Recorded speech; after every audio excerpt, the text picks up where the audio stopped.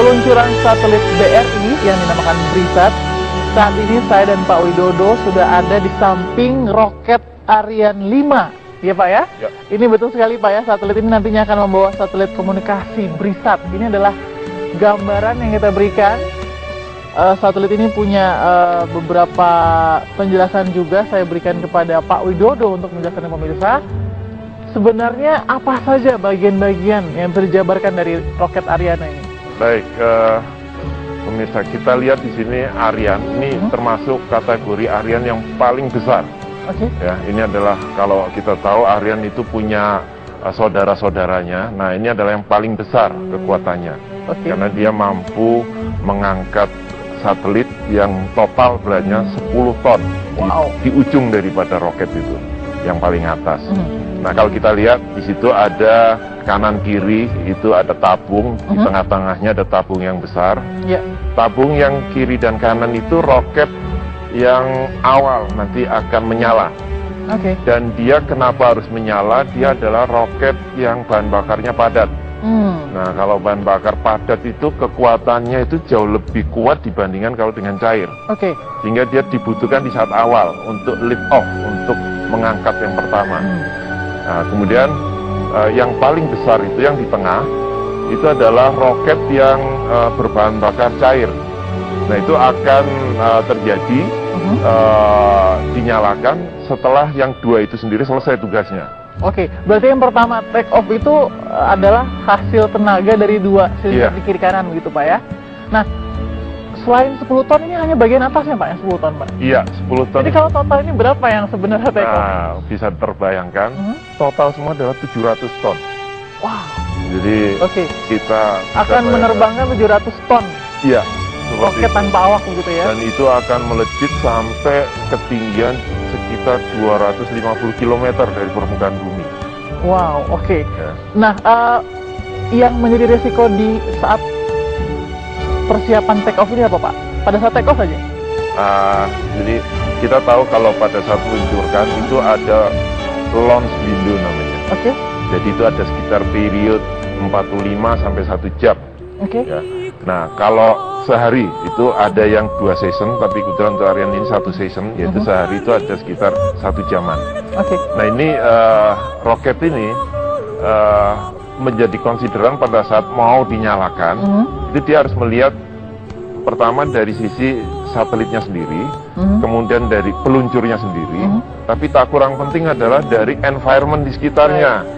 Baik. Itu yang harus menjadi perhatian. Resiko-resiko yang harus dilihat ada faktor eksternal juga gitu Pak Iya. ya. Baik, kita lihat bagaimana Pak kira-kira simulasi penjabaran yang kita akan lebih detail lagi Pak. Bapak akan lihat nanti, kita akan sama-sama lihat memberikan ke pemirsa bagaimana simulasi roket Ariane ini akan take off. 15.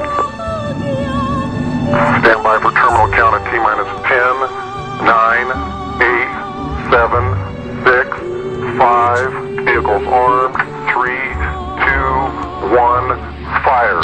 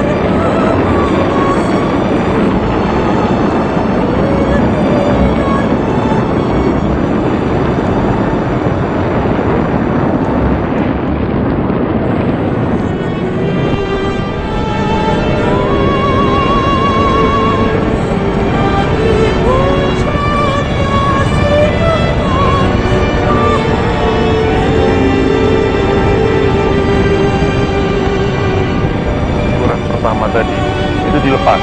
Oke. Lalu tugasnya digantikan yang di tengah. Tadi barusan yang dua ini sudah lepas begitu Ya, Pak ya? sudah lepas. Nah, ini sekarang kerja yang main rocket. Nah, kemudian sekian detik, sekitar 10 detik dilepas itu yang fairing. Oke. Kemudian berikutnya akan dilepas main rocketnya itu setelah 500 detikan. Ini yang 10 ton ya Pak ya? Ya, Saat ini yang kita 10 saksikan. ton. Oke. Ini kita saksikan yang paling atas lepas. Itu adalah Jadi Ariane ini membawa 2 satelit, satu milik EcoStar, Oke. ya, itu milik EcoStar, sudah dilepas, nanti akan disusul oleh yang paling belakang, yang paling bawah, ini yang paling bawah. Nah, BRISAT yang akan dilepas. Oke. Ini adalah simulasi untuk BRISAT yang akan dilepas berikutnya. Nah, setelah sudah, ini total semua pada saat sampai dilepas, itu adalah 42 menitan. Dari tadi take off begitu Pak ya? Dari sejak Sampai ke take off. atas gitu ya? Hanya proses pengembangan ini nanti akan melihat bagaimana proses gitu Pak ya? Iya. Jadi pelepasan pertama, kedua, dan ketiga ini jaraknya masing-masing berapa Pak? Jadi yang pertama sekitar tadi 2 menit, kemudian ada sekitar lagi 500, kita ngomong detik biasanya, karena ini sangat crucial. 500 detik itu yang kedua, terus kemudian ada yang 1700 detik berikutnya, yang terakhir itu sekitar 25.000 detik, itu equal dengan 42 menit. Oke, kecepatan Pak, kecepatan dari tadi take off sampai ke atas ini berapa? Ini bisa, kalau sudah dia lift off, sekitar setelah yang pertama roket, itu sekitar lebih daripada 7 kecepatan suara. Bisa dibayangin 7 kecepatan suara, dan semakin di angkasa dia akan semakin lebih cepat lagi. Karena sudah gravitasi sudah menurun begitu Pak ya? Betul. Nah, resiko Pak yang terjadi, yang bisa saja terjadi ya, kita sih doakan ini akan mulus-mulus saja Pak, tapi resiko ini besar Pak pada saat pelepasan demi pelepasan. Iya, sangat besar. Makanya pada saat kita menonton ini, pertama biasanya tepukan pertama pada saat itu naik. Oke, karena itu saja sudah ada resiko ya Pak ya? Karena itu ada risiko. Kemudian pada saat pelepasan pertama juga tegang gitu. Jadi 2 menit sejak peluncuran itu sangat tegang sekali. Tegang sekali. Begitu dia sesuai target, kalau di agenda itu ada sequence of events-nya atau kapan itu lepas. Begitu itu tepat waktu, itu orang mulai lega, dan paling lega itu pada saat mereka separation spacecraft-nya sendiri. Itu ada di titik yang tadi kalau BRISAT itu sekitar 42 menit. Nah, pada saat separation itulah itu kita akan merasakan, iya, satelit saya normal mencapai titik yang ditargetkan. Oh, itu sudah bisa diketahui bahwa kondisinya normal sejauh ini gitu ya? Tidak bisa kita katakan stabil Pak? Belum tentu ya? Gini, yang namanya peluncuran satelit itu diawali dengan menempatkan satelit ke titik GTO. Geo Transfer Orbit. Sederhananya GTO adalah? GTO itu adalah 250 km dari bumi, dan itu bukan tempatnya satelit yang fix nanti, masih di 36.000 km. Itu masih proses menuju ke tempat yang sesungguhnya begitu Pak ya? Betul. Dari situ baru bisa dibilang itu normal. Satelit bekerja. Kalau sudah sampai di 36.000, itu artinya satelit terkirim dengan selamat dan normal. Jadi bukan main ini menjadi sejarah, karena perjalanan ke atasnya saja sudah penuh resiko ya Pak ya? Betul. Nah, yang sudah Pak, mungkin dari pengalaman Bapak juga sebagai ahli satelit, biasanya apa yang menjadi lawannya peluncuran satelit ini? Kalau sudah di angkasa begitu Pak ya? Jadi tadi adalah menyampaikan 42 menit satelit sudah sampai di tempatnya. Ya, kalau kita lihat kita naik mobil mau kemana dari Surabaya ke Jakarta, sampai Jakarta. Tapi penumpangnya mabuk enggak? Gitu kan? Jadi kualitasnya bisa saja betul. Jadi begitu nyampe 42 menit itu nanti akan ada periode waktu sampai menempatkan ke tempat sesungguhnya. Itu butuh waktu sekitar 7-10 hari. Nah, setelah nyampe di situ barulah dicek kesehatannya satelitnya. Baik Pak Widodo, kita sudah lihat ini ya. Nanti kita juga akan melihat beberapa informasi lagi dari beberapa daerah juga menunggu peluncuran. Kita kembali lagi Pak menuju ke Pak Anggito, dapur pusat pengendali ya. Kita mau tanya juga ke Pak Widodo, ini di dalam ini di control room di Ragunan seperti apa sih? Sebenarnya fungsinya? Satelit itu kalau sudah diangkat tidak bisa diam. Jadi itu harus kita selalu mendiamkan satelit di posisinya. Nah, itulah fungsi dari control station yang ada di Ragunan dan control station backup yang ada di Tabanan, Bali. Jadi kalau teman-teman nanti setelah sekitar 1 bulan, itu teman-teman akan ambil alih untuk mengontrol satelit. Nah, di control station tadi yang sudah dilihat, itu akan ada bagian di mana meja kontrol yang setiap hari memonitor kesehatan satelit. Jadi satelit itu setiap saat mengirimkan kesehatannya.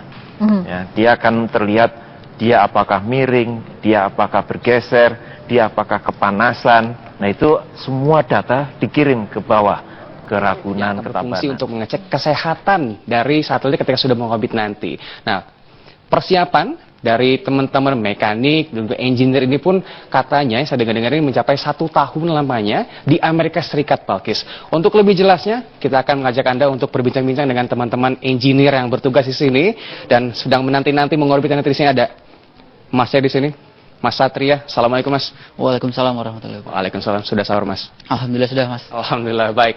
Mas, boleh diceritakan, Mas, persiapannya nih detik-detik menuju pengorbitan, dan saya yakin pasti udah lama nih persiapannya ya. Apa aja sih dan seperti apa? Jadi BRISAT ini proyek yang sudah dimulai sekitar tahun 2013. Diawali dengan kajian terhadap kepemilikan satelit. Setelah itu mulailah BRI melakukan proses pengadaan terhadap satelit dan peluncurannya. Di situ BRI melakukan kontrak kerjasama dengan SSL sebagai manufaktur satelit, dan kemudian juga melakukan kontrak kerjasama dengan Arianespace sebagai peluncurnya gitu. Nah, sejak saat itu sekitar tahun 2014 bulan April dimulailah desain dan manufaktur terhadap satelit BRISAT itu sendiri, hingga sekarang BRISAT siap untuk diluncurkan. Insya Allah siap beberapa menit lagi nih, Mas ya. Nah, ketika nanti sudah mengorbit, tugas teman-teman di control room ini akan seperti apa, Mas? Jadi nanti setelah BRISAT ada di orbitnya, yang pertama dilakukan adalah melakukan in-orbit test, yaitu melakukan pengecekan terhadap seluruh komponen BRISAT supaya bisa berfungsi dengan baik setelah proses peluncuran. Nah, setelah proses testing selesai, SSL sebagai manufaktur akan melakukan handover satelit BRISAT kepada Bank BRI. Nah, setelah itu BRI akan melakukan operasi satelit sendiri. Oke, baik, itu prosesnya ya sampai kemudian mengorbit. Nah, di control room ini saya lihat banyak banget layar-layar komputer di sini, Mas. Dan ini mungkin bisa jelaskan salah satu layar ini isinya apa nih nantinya nih? Iya. Jadi di layar ini kita akan bisa memonitor seluruh subsistem kesehatan dari satelit BRISAT itu sendiri. Selain itu, dari control room ini kita juga bisa melakukan commanding ya, atau kontrol terhadap satelit BRISAT, sehingga bisa mendukung kelancaran BRISAT untuk beroperasional sekitar hampir 15,1 tahun. 15,1 tahun. Dan persiapan sendiri katanya hampir 1 tahun di Amerika Serikat, Mas? Iya, Itu kita boleh sedikit ceritakan? jadi selama hampir 1 tahun kita mendapatkan training program internship di SSL sebagai manufaktur satelit. Di situ kita mendapatkan kelas training, terus kemudian kita juga diberikan kesempatan untuk melihat langsung satelit BRISAT itu dibuat itu tepat di hadapan mata kita sendiri. Baik. Tentunya pengalaman yang berharga dan juga eksklusif, karena ini satelit pertama dan dari bank pertama di Indonesia, bahkan konon kata di dunia, yang mengorbitkan satelit secara pribadi, Mas ya. Baik, terima kasih Mas atas penjelasannya. Mungkin kita bisa kembalikan ke Balkis di studio. Baik Randy, kami mengandalkan Anda untuk selalu mengenali satelit ya, karena ini yang juga cukup penting untuk dipersiapkan. Kita langsung menuju ke Suci Mentari di kantor pusat BRI Jakarta yang katanya sudah nonton bareng begitu ya Pak Anggito ya. Nobar ya, menyaksikan sejarah tercatat. Silakan Suci Mentari.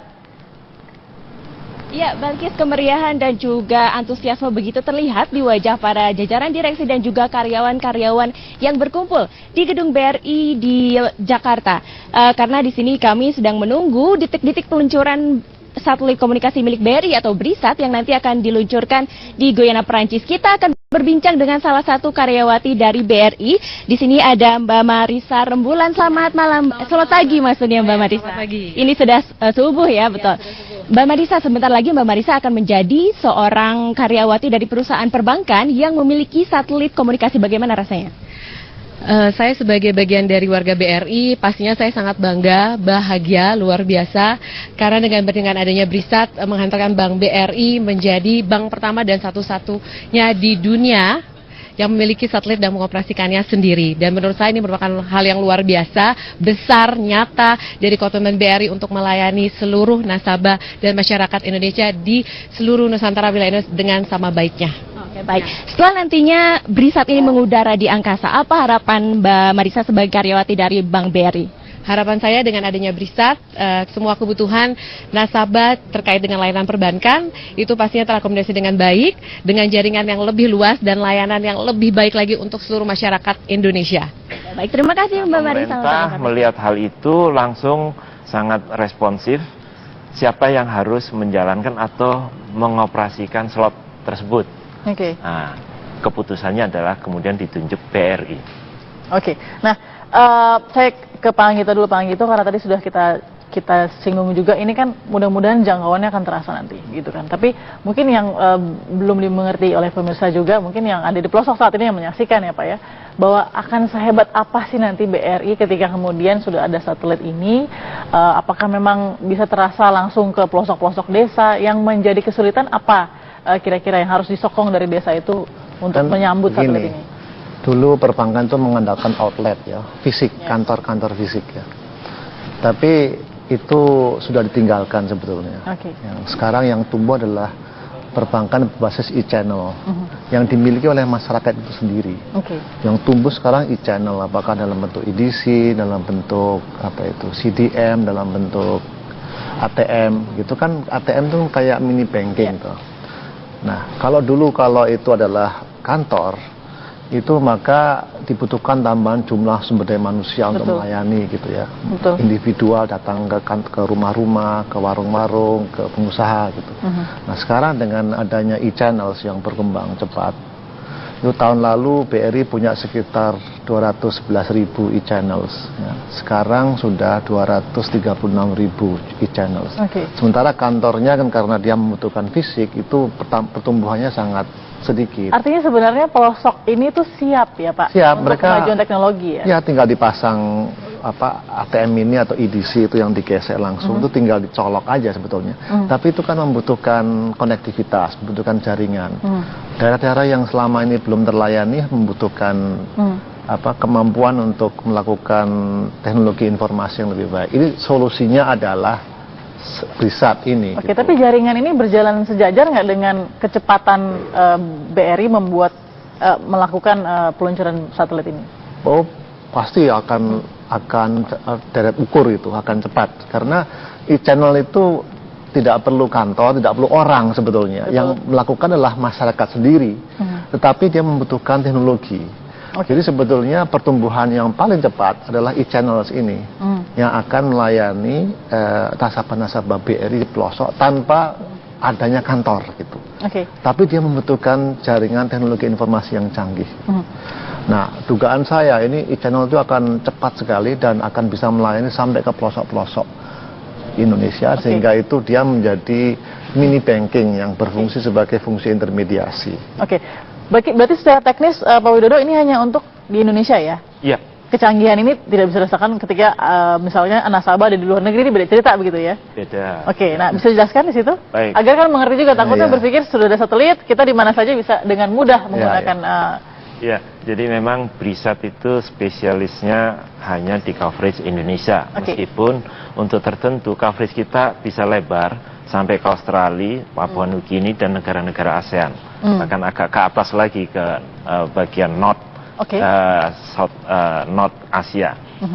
Cuman dari kacamata targeted dari teman-teman BRI, untuk penggunaan yang di luar itu kemungkinan untuk segmen-segmen yang sifatnya backhaul untuk komunikasi dengan perbankan yang lain.